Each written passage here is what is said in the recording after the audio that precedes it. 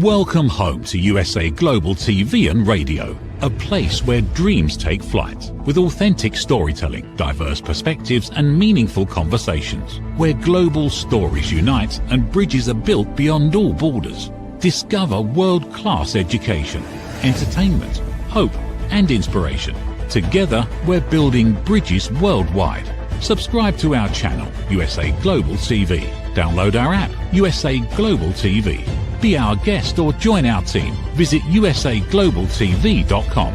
Thanks to our founder and executive producer, Dr. Jacalyn Kerbeck. Music score by Yeffy Tang from Cloud Road Music. Voiceover artist Mike Porter. Creative direction by Paul Garcia. USA Global TV and Radio. Your home for global connection. All rights reserved. This video and its contents are the exclusive property of USA Global TV and Radio. Unauthorized use, duplication or redistribution in any form is strictly prohibited. Have you ever achieved something that you thought would finally make you happy, only to discover the feeling didn't last? We spend so much of our lives chasing the next goal, the next promotion, the next milestone, believing that that's where fulfillment lies. And yet for many of us, once the excitement fades, we're left asking, is this really all there is? Today's guest knows that feeling all too well. Bracha Goetz is a Harvard-educated author whose pursuit of success masked a much deeper struggle with bulimia and an overwhelming sense of emptiness. Her journey from searching for happiness and achievement to discovering lasting fulfillment has inspired millions through her writing and her message of gratitude, purpose, and authentic living.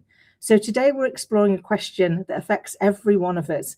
What truly nourishes the soul? And what does authentic achievement really look like? Bracha, it's such a delight to welcome you to Authentic Achievements. Help it.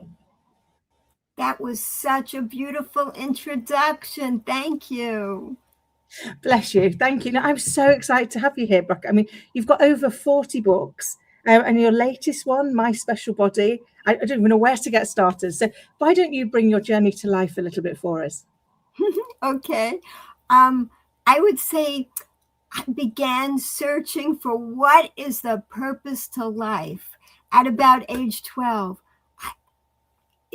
I just think there was an expanded consciousness at that age, you know, when the body starts changing, adolescence.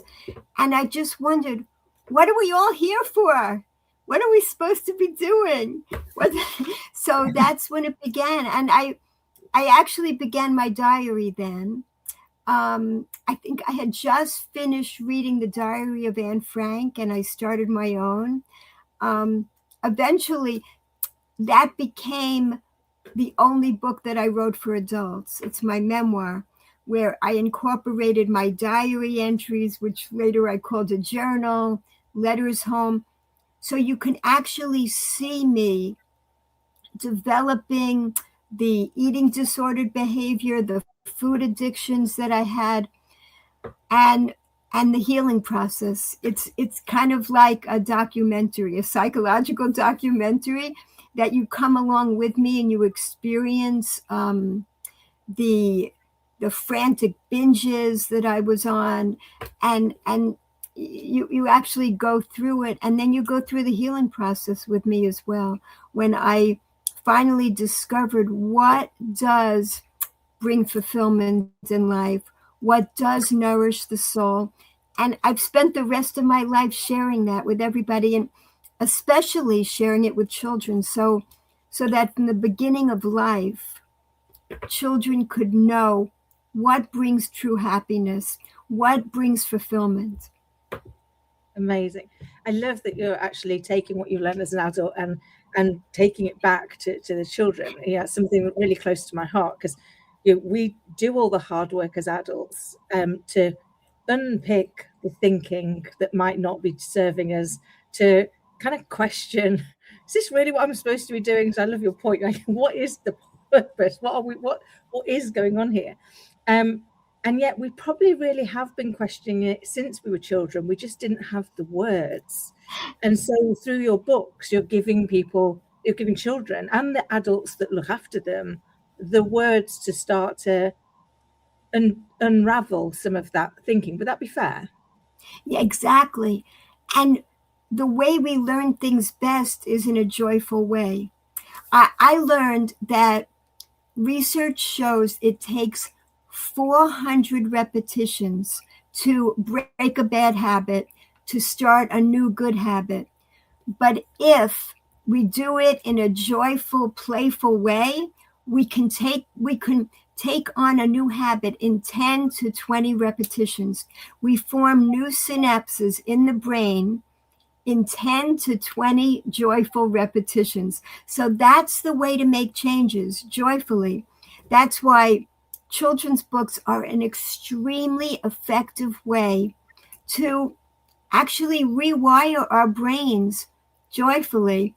And we don't even notice it's happening, but we can incorporate wonderful new habits early on in life through reading joyful children's books that can even explain deep and complex in a simple way. I love that, and I've seen the impact myself. You know, I've got a little girl who's 9, and we'd get through most of life through stories. You know, when things become complicated, like she had some fallouts recently with friends, so I wrote her a story about the friendship tree, so she could understand that some of the leaves, and they come and go, and some of your roots, and they're there forever. But it was just trying to help in a joyful way deal with something that actually can be challenging, can't it? You know, we struggle with these challenges as adults, and yet as children we don't have the vocabulary to be able to put into words what's going on for us. So the joy of stories not only brings you joy, but it allows you to work through really complex emotions for children, doesn't it? By seeing somebody else go through it in the story and how they learned around it. Is that sort of the kind of ethos that you're working through your books? Yes, and I want to encourage you to publish this book. This idea that you just described about the tree is so beautiful, and children go through so much with friends early on in life, and I love it. I've never heard that before, the metaphor of the tree and the leaves that come and go, but the roots are always there. This is really beautiful. And I tell people when I give presentations a lot, people ask me about writing books. I say many people walk around with books in their head for 20 years, and it only takes 20 minutes to get it down on paper. So it takes 20 years and 20 minutes to write a book. You walk around with the idea, but if you just write it down, in 20 minutes you have the draft of the book. Then you work on it, you edit it, you make it better, but get it down on paper and share it.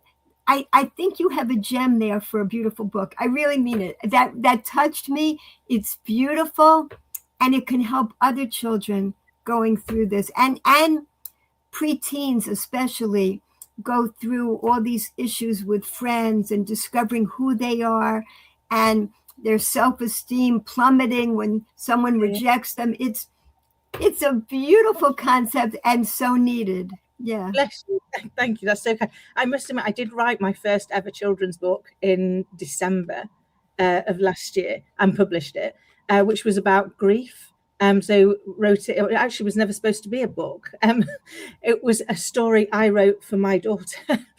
Wonderful. When it was the anniversary of my dad's death, the first year that he died, and her counsellor read it and said, "You need to get it published." So you're right. Sometimes we have these things in our head. And I was like, actually, it's a very personal story about my daughter and her teddies. I didn't think it would go anywhere. So I'm only adding that to what you were sharing, which is we do walk around. We have these things in our head. We have these stories. And we should just put them down, shouldn't we? Put them down and trust that we've been given them because they're a gift to share, not because they're... I think I would love to your thoughts on this. We often hold ourselves back, don't we? Because we think, well, it might not be good enough, or how do I dare get to say I'm a writer? What gives me the right? Did you go through that before you got started? This is a very important subject. Having a playful attitude throughout is what sustains a writer. If you get too serious about it, if your ego is too involved, you get burnt out really quickly. So that's the really important thing. And it's really, again, it goes back to the secret to happiness. It's when we work from a wellspring of gratitude, it completely changes what we're doing. And the well doesn't run dry. It's an infinite well. So this is how it goes. When you publish a book, many people think that's the end of the story. My book is published. It's the beginning. It's really the beginning of you getting to share with the world the important message in your book. If you have this gift to bring to the world, publishing your book is step one. Then you have the rest of your life to share this book with the world as much as you want, or not at all. It's your choice. But nobody will know about your book unless you share it. And that's what people don't realize. People think, okay, now I published my book, now everybody's going to get my book. And that's not how it goes. But there also are an infinite amount of ways that you can share your book with the world. And you can get completely drained trying to do all those different things that you could possibly do. So you experiment, you play around with different ways to let people know about your book, and you find those ways that you love. And then you just do those things. So you know what? You never waste any time. And it doesn't matter if you do something and no books get bought by people, because you're having a wonderful time no matter what. So you do the things you love, and this is how you reveal to other people about the wonderful messages inside your book. And this way, you never experience what I see many authors experiencing, which is burnout. They get so tired, and it's called promotion. I don't look at it like that. I just look at it as sharing the gifts that you're bringing into the world. And each person is blessed with unique gifts, with unique light, specific hues of light to shine into the world. So if we're here now, we have a special light to shine, and just enjoy doing it. Don't feel any pressure about it. Don't feel I've got to be successful. Success, as Wayne Dyer says, success is an inside job. If you feel gratitude, if you feel joy, expressing and shining your light, that's it. You're a success. I love that because we do almost externalize success, and I guess that brings us back to the question we started the show with. We externalize it, and therefore we're disappointed when it arrives because it's not as good as we thought it was. But that's because we've not done the inner bit to say, actually, what does bring me joy? What is it that I'm grateful for? And one of the things me and my little girl do every day is we start our day with what are we grateful for, and we end our day with what are we grateful for, because it changes your view in the world, doesn't it? It changes how you come up. And I was reading a few months ago now that Warren Buffett had said that every time something goes wrong, he immediately finds 3 things to be grateful for. Because it changes how your brain looks at it. And I had it happened to me last week. The car broke down. And I was on my way to my little girl, and my car broke down. And I immediately tried it, and I was like, aren't I lucky that I've got a car? Wow. Aren't I lucky that I've broken down in a place where I can walk to my little girl? And wow. Aren't I lucky and therefore someone's going to come and help me out? And it totally changed from being a moment where you could have been sad or angry or frustrated or any of those negative emotions to it's hard to be unhappy when you've just found 3 things to be grateful for. Oh, this is beautiful. It's so, I love this example. You are a person who has trained your brain to scan for positive patterns. That's what it is. We can all do that. We all have neuroplasticity. no matter where you are right now, you can become a more grateful person. It's about training the brain to scan for positive patterns. When we travel on a road, let's say there's no road, it's just gravel. It is very awkward and it's very hard to drive. But once we've done it, we put grooves in the pathway, and every subsequent drive becomes easier and easier. That's what we're doing with our brains. We are creating neural pathways. And the more we travel on those pathways, the more we practice gratitude, the easier it becomes to be grateful. Your example was perfect. That's exactly what it's like. So that it happens in little instances in life, and then we transfer it to the big, difficult situations we find ourselves in. And when we have that training, when we've trained our brain, we can calm down more in the difficult situations. We'll still feel the pain. We'll still be disoriented by what's going on, but we can get to a place of equilibrium much faster the more we train our brains to scan for these positive patterns. Look, that's so true, because we created the other patterns by repeating them, didn't we? I often say to my little girl, the thing we have to remember is that we are the gardener of our own mind. And therefore, just like any other garden, if you go out and you see a weed, you dig it up and you get rid of it. So for me, weeds are those thoughts that don't make me feel fulfilled, that don't make me feel joyful, that don't make me feel grateful. So I don't want them in there. I'd like to take those out. And I'd like to place a positive thought in there, a positive flower, and plant that instead. And to your point with your analogy of like when we're driving, every time we repeat the positive message, we water the flower, don't we? We allow the garden to grow. Absolutely beautiful. One of my books, here it is. One of my books is called Don't Read This Book. It's written in the voice of, every single person has a voice inside their heads that's trying to get them to be miserable from morning till night. So you're counteracting that voice. You're aware of it, and you're waking up with thank you. You're going to bed with thank you with your little girl, because you recognize every single one of us, and we all think we're the only ones with this voice. But what the voice is telling us is, and it's specific for each point. Each of us has our own personal trainer. So it knows where our weaknesses are. And it's telling us, you are missing this. You are lacking that. It tries to get us to focus on what we're missing. And when we recognize that, and when we recognize we all have that voice, so the minute we start feeling miserable, we say, oh my goodness, why am I feeling miserable? There's something telling me I'm focusing on what I'm lacking. That's what you did. Your car wasn't working. It's a miserable feeling. And you realize that, wait a minute, I'm going to focus on what I already have. I have a car. It's just not working right now.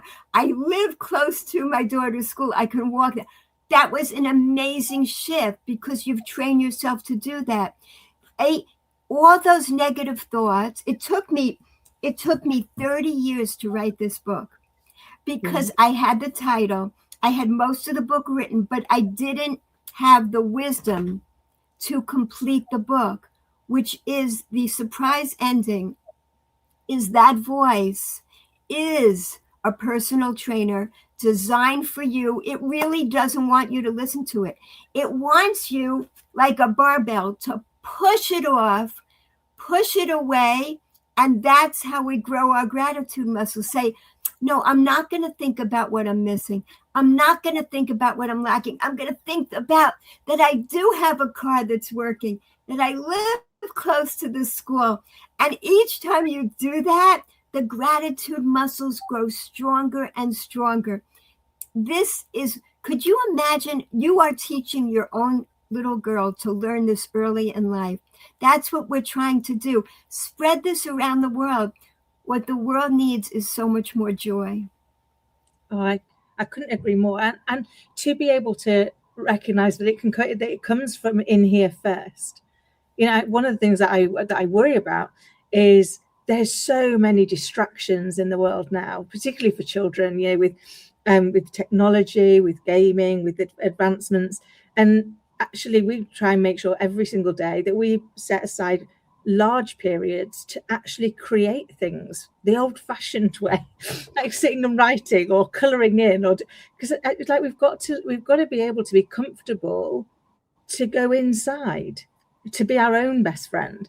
And yet we're busy distracting ourselves from that journey, aren't we, with the things that go around us. Exactly. What research shows, okay, we have like over 60,000 thoughts a day. Oh. More than 80% of those thoughts are negative. And this is the funniest part, or is it funny? But over 95% of those negative thoughts are the exact same thoughts day in, day out. We have repetitive negative thoughts every single day, the same stuff bringing us down. The more we recognize this, we get our power back. Don't let all that negativity rule us.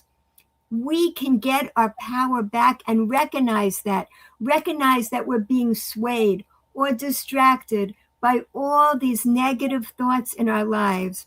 The moment we recognize that, it's that moment of recognition that we take our power back. That is one of the most important secrets of life. These are things that we can teach very young children to take their power back so they're not swayed by all the distractions. Why should I watch? Why should I listen to all this negativity? I don't need to. I could be doing all these things. And I, on my website, people can download like a free chart of the pleasure ladder. I could give you the link for the show notes because, yeah, it's not out there because somehow somebody hacked in and was downloading millions of copies of it. So we now only give it out, you know, to specific people that want it. So it shows that there's so many ways to be joyful, an infinite amount of ways this very moment. That's what we can choose in those moments when we get distracted. The chart reminds us that we have the ability to bring joy into our lives at any moment. And I saw a cartoon recently, which I thought was so great.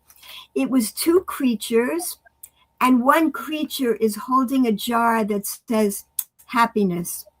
And the other creature says to the creature holding the jar of happiness, "Where did you find that? I've been searching for it my whole life." And the creature with the jar of happiness says, "I created it myself." I love It's that simple. That's amazing. I love that because we do seem to sometimes go through life thinking it's being done to us when in actual fact it's being done for us. And once we see that, and one of the things that I've shared often on this show is I genuinely now believe that everything in life happens for a reason, and that everything is either a lesson, a blessing, or both.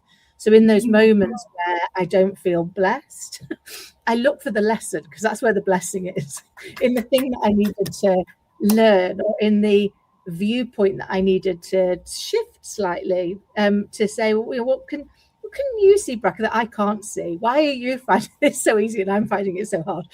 So once we get curious about that, then we open ourselves up to creating a different feeling, a different expression that goes with it, don't we? Exactly. Our brains are search engines, basically, and we have algorithms that feed us exactly what we want to hear. So if we are searching for more negativity, that's what we're going to get. And if we're searching for more positivity, that's what we're going to get. Whatever we get used to, that's what we get more of, just like with the computer. So it's amazing. And we can control this. It's not like the algorithm is out there. The algorithm is in here.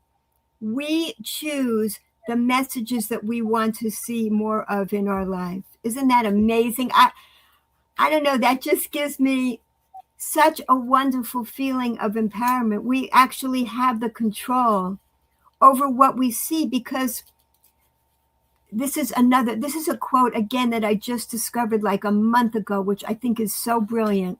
The number of good things in our life depends on our ability to notice them. That's what that says. I'm going to say it again because I love it. The number of good things in our lives depends on our ability to notice them. Amazing. I love that. That really does nail it, doesn't it? Because the things that we look at grow. It's like the way our brains work. Our subconscious brain is the happiest little helper we'll ever have, but it comes with one significant flaw. It doesn't understand help or harm. So it doesn't understand if what we're saying is something we do want or something that we don't want. So if we go, I don't want to be miserable, I don't want to be this, it hears the action word, miserable. So it filters in all of the things that are going to make us unhappy, because it's trying to make the action. It didn't understand the don't want. It just gets the action. So we have to make sure that what we're focusing on, what we're asking for, is the thing we want. So, and very often, and I'd love to know if you found the same, very often I find that people are writing their goal in the negative. I don't want to do that. I don't want to do this. Well, actually, it's never going to work because the subconscious brain factors in only the end word and filters that into view for you. So as I say to my little girl all the time, like, what is it you actually want? So I know what you don't want, so that's good. We now need to get to what is it you do want, because until we can be really clear on what it is we do want, we can't bring it to us, because our brain is actively filtering out all the opportunities to make it happen. Fascinating. I never learned this. That was really interesting. So in other words, what you're saying is, it's very important the language that we use within ourselves, speaking with positive terms, because even the negative terms will bring more of that. That's more of the negativity. That is so interesting. Wow, I love that. Fascinating how the brain works, isn't it? And I love your point that actually it's really empowering once we realize that, once we recognize that we're the ones that are in control. I will often say to Scarlett, the one thing we absolutely cannot control is how somebody is going to behave towards us. We can't control that, but we can control our response, and our response is the only thing we own. So, irrelevant of what's going on, we get to choose how we're going to respond. And if once you stop giving away your power to how the other person treated you, and take the power back to how you choose to respond, you can alter the entire dynamic, can't you? Beautiful, beautifully expressed. Exactly. I'll tell you about another one of my books. This is a new book, but an old book. It was published many years ago by a mainstream publisher, and now we took back the publishing rights and just republished it. But what it is it's a very simple story about a boy. He's never happy with anything he gets. And when his parents get a new washing machine, he's like, I get nothing. And then his father comes up with the idea. He says, this box, it was the box that the washing machine came in. He says, it's a really special box. It's a happiness box. You can only think happy thoughts inside this box when you go inside it. So he's like, how am I going to do that? But he gives it a try. First, he has a hard time coming up with anything he's happy about, but he gets used to it. He gets in the habit. He keeps practicing being grateful for different things. And then whenever he's feeling miserable, he goes back in the box and gets happy again. One day, he's far away from the box. How am I going to get happy? What am I going to do? And that's when he realizes the happiness box is always with us if we want it to be. It's above our eyes, below our hair. There's a happiness box if we let it be. So, and I go, and if you're scared to use your head, just get a cardboard box instead. So that's what children have been doing. In the back of the book, it explains, you just go to like an appliance store where they have lots of boxes in the back to give away, and you build your happiness box, and you go inside it and you practice in there until you realize you always have the happiness box with you to go inside and practice. So these are the most important skills that aren't readily taught in schools, but this is what children need to learn just as early in life as possible. And we can all learn it at any point because of neuroplasticity. We can all become more grateful and therefore more joyful people. I love that. Sorry, it made me smile with the happiness box, because it took me to a moment a few years ago where we ended up with this massive cardboard box, and my little girl, who was probably about 4 at the time, and her friend was literally uninterested in what came out of the box. It was actually a toy, and spent an hour and a half giggling hysterically at putting themselves in the box and then bursting out as Jacalyn. Yes. And I kind of just had that vision then of like, they create that joy. They just used their imagination. And I think it's one of those things that is so missing in kind of how we're bringing children up, is the importance of curiosity, the importance of creativity, and that actually using your imagination is a good thing. It's nice to imagine something. It's nice to be able to think about what might that be. It's like my little girl, when she goes to bed every night, we go through a different one of the islands that she might go and visit in her dream. So she might go to Mystery Island, or she might go to Grateful Island, or she might go to Rainbow. It wasn't really much which it is, but we'll talk about it like every night and go, well, where do you want to go on your travels tonight? Where are you and your Teddy's, where are you off to? And then in the morning, she'll tell me about her adventure, what she went on, what she learned. But it's like, actually, I'm really hoping that I can help her do, and that's why I love your books, is help her understand that actually we control this. And therefore, if we don't like what it's bringing us, we need to change the story we're telling ourselves, because we tell ourselves that we see in our reality, isn't it? Exactly. Yes. And in the pleasure ladder, like you mentioned, creativity is actually the second highest level of pleasure. It brings us so much pleasure to put the unique gifts within us out into the world with gratitude. Again, once the ego gets involved, then we're afraid of failing, we're focused on success. But if we're just giving because we have these gifts, because the energy is flowing through the universe and we are channeling it, that's it. That is the secret. And that's how the gratitude is what changes everything. It's also what changes creativity into a complete wellspring of joy. I say that to climb the pleasure ladder, there's only one price to pay, and that's gratitude for every single level, because that is what transforms the experience from just being a sensual pleasure into also being a spiritual pleasure that really nourishes our hungry soul. And that had to do with why I had the eating disorders, because nothing was enough. I was always hungry. And so I was acting it out symptomatically, physically, with an addiction. We are trying desperately to fill the hole within us with externalities, whatever the addiction is. It could be food, it could be drugs, it could be shopping, whatever it is. And it never fills the hole, because like after the whole container of ice cream is gone, you're left feeling emptier than the container. It never fills the hole because it's not a physical hole. It's a spiritual hole. And the only thing that fills it is gratitude.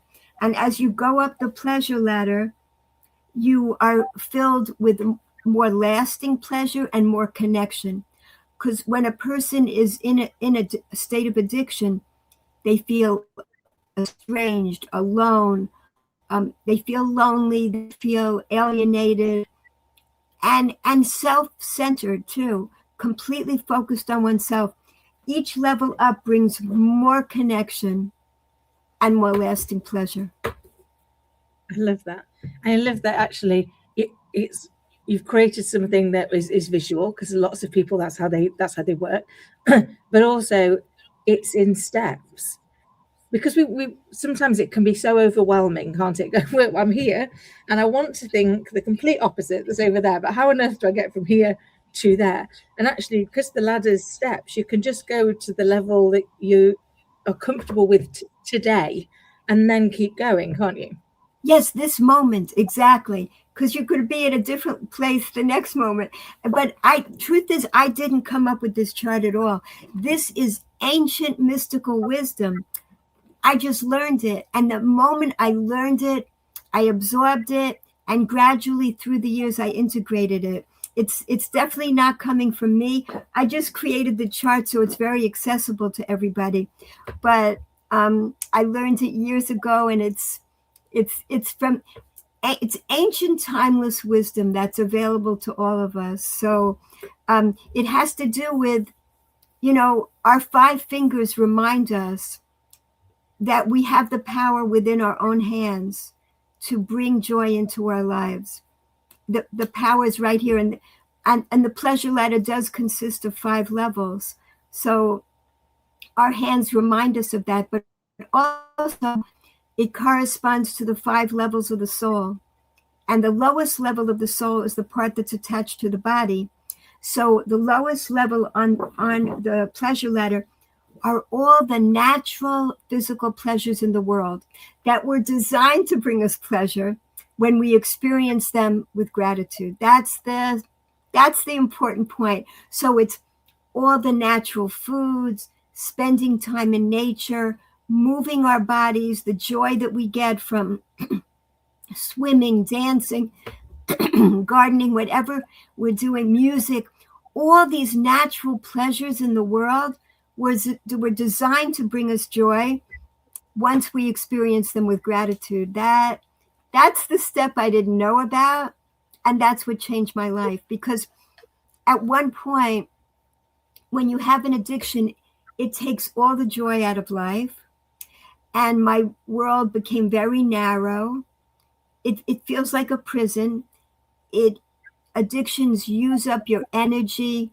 They use up your mind. They just take over you. And what's strange about an addiction is like it's a prison where the locks are on the inside, not on the outside. You can get out, but you don't know how to unlock the door. Once you know how, once you are able to fill your life up with gratitude, you can break out of the prison. Amazing. Bracha, I could talk to you all day, but I'm conscious that we are running out of time. So before we go, I would love for us to just pull up your website so that people can see how they can get in touch with you. Obviously, we will share it also in the show notes, but it's Growing Impact Publications. And you can see your new book there. So My Special Body, and also all your other books are available, and some amazing resources. I love the podcast that's on there. So if you've enjoyed today's show and you want to find out more, please do go and connect with Bracha, and you can see that in the notes below. Bracha, thank you so much for coming on and sharing your wisdom and your joy with all of us. I appreciate it. Thank you so much. This was awesome. Thank you. Thank you. It's been a pleasure. And to everybody listening and watching, I hope you found today's show as inspiring and thought-provoking as I have. And until next time, take care. My Tummy Hurts by Dr. Jacalyn Kerbeck. Meet Jackie. She loves recess, running with friends, and laughing on the playground. At school, Jackie tries to play like she always does, but suddenly the pain comes back. Lately, something feels different and her tummy hurts, sometimes a little and sometimes a lot. With the help of a caring teacher, a nurse, her mom, and a kind doctor, Jackie begins to understand what her body is trying to tell her. Sometimes tummy pain is more than a simple bellyache. Some children live with conditions like ulcerative colitis or Crohn's disease. Jackie listens to her body. She asks for help. She knows she's not alone.